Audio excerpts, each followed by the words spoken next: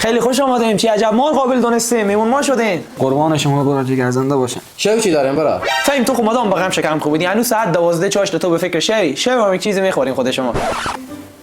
تو چه کار فواد؟ با ما هر جا میریم میام کارا میکنم. امیر جان برار این خود طال گرده درد نشده که بفهمم اشته سخت گرده دردی آخش. فواد جان تور دیگه چره؟ تو خود تیار بودی گرده تور چه کار شده؟ هیچی امیر جان از بس تمی هوا چه عمیقه بخوردم گرده درد شدم. فهم جان بگیرید یارو مدنی بره من. نه به خدا یادم تو عاشقی تو چی هر چی به تو میگم حیات تو میره. خیر انا میگم خود نبرم بخیر. صبر فواد جان کجا میری؟ هیچی برار خاطر دکترا من از او چا پریز دادم برای من گفتم باید او مدنی بخوری. نیاز به او مدنی نیه برار. یک دقیقه شما بس که ما به شما او خوردنم میاد. انا فواد جانی هم او خوردن. برار من او چانه نمیخورم.